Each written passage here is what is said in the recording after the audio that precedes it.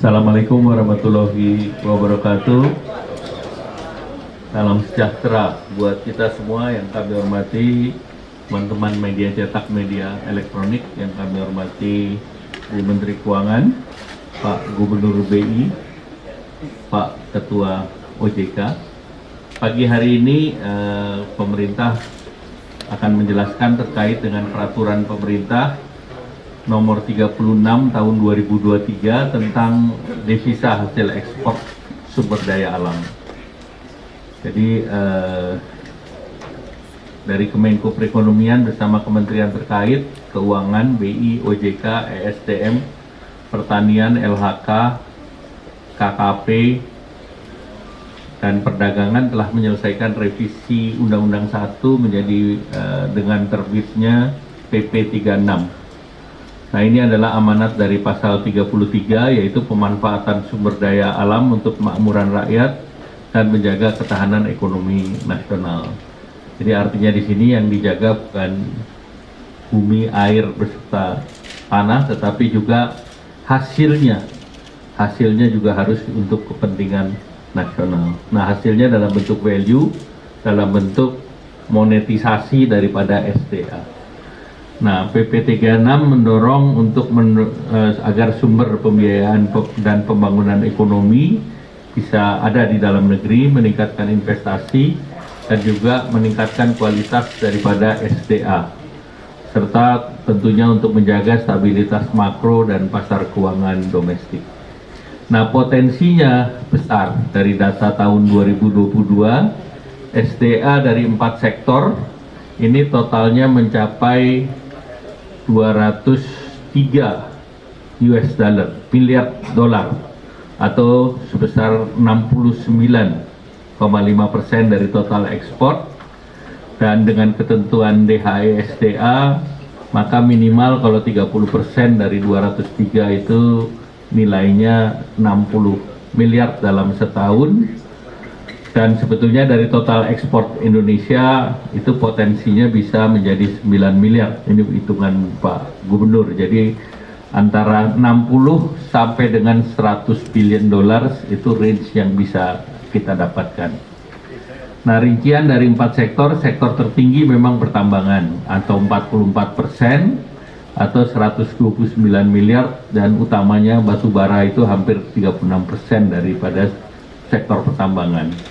Kemudian untuk perkebunan itu ada 55,2 miliar atau 18%, dan komoditas terbesar adalah kelapa sawit yang besarnya adalah 27,8 miliar atau 50,3% ekspor kebun. Sedangkan hutan 11,9 miliar atau 4,1%. Nah, tentu yang terbesar adalah pulp and paper industry. Di sektor perikanan 6,9 miliar, ya ini adalah udang dan yang lain. Kemudian dalam PP produk wajib sektornya hanya pertambangan, perkebunan, kehutanan, dan perikanan yang diolah. Kemudian penempatannya diatur dalam rekening khusus dan ekspornya minimal 250.000 per dokumen. Jadi artinya yang ekspornya LC-nya di bawah itu tidak diwajibkan, sehingga tentu usaha menengah, kecil, mikro tidak terdampak. Nah, ini yang perlu dijelaskan. Jadi kalau kami lihat beberapa sektor termasuk furniture itu rata-rata LC-nya di bawah 250.000 dan tentunya itu tidak terdampak. Kemudian ini yang 30% atas dana yang disimpan, nanti Pak Gubernur BI akan menjelaskan fasilitasnya, dan juga dari Ketua OJK terkait dengan fasilitas bunga, dan ini bisa menjadi cash kolateral. Artinya ini bisa jadi cash kolateral, artinya kalau cash kolateral bisa dimanfaatkan dengan spesial bunga yang nanti yang disampaikan oleh Pak Gubernur BI dan Ketua OJK.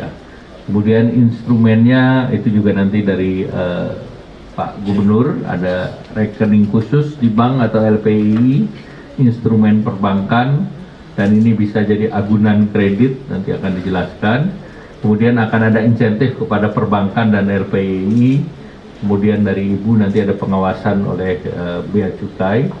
Kemudian ada diatur sanksi, di mana tentu sanksi juga melalui disinsentif pelayanan ekspor dari Bea Cukai, dan kewajiban ini tentu tidak berlaku untuk yang ngirim sampel dan yang lain, baik dari segi value maupun ini yang tidak ada devisanya, termasuk dalam imbal beli atau untuk trade, counter trade itu tidak berlaku. Kemudian evaluasi akan dilakukan dalam bentuk selama 3 bulan, tentu kita akan melihat, dan sosialisasi akan terus dilanjutkan oleh pemerintah. Negara lain pun melakukan hal yang sama. Artinya Indonesia baru melakukan saat ini, namun Malaysia sudah mewajibkan 25% dari devisa hasil ekspor dalam falas, 75% sisanya harus dikonversi ke ringgit. Dan itu mereka tahan tidak 3 bulan, lebih dari itu. Kemudian Thailand eksportir di atas 200.000 per BL wajib disimpan di dalam negeri. Jadi kita 250.000, dia 200.000. Filipina repatriasi hasil ekspor dan mengkonversi setidaknya 25% dari hasil ekspor itu ke dalam peso. Kemudian Vietnam harus mentransfer pendapatan ekspor ke rekening mata uang asing yang dibuka di lembaga kredit berlisensi di Vietnam sesuai dengan kontrak dan tanggal dokumen. Jadi itu merupakan kewajiban 100% di dalam negerinya. Kemudian India, jangka waktu realisasi dan repatriasi hasil ekspor 9 bulan sejak tanggal ekspor. Dan Turki repatriasi hasil ekspor dan konversinya 80% ke dalam lira. Jadi ini berbagai negara sudah melakukan kebijakan devisa hasil ekspor.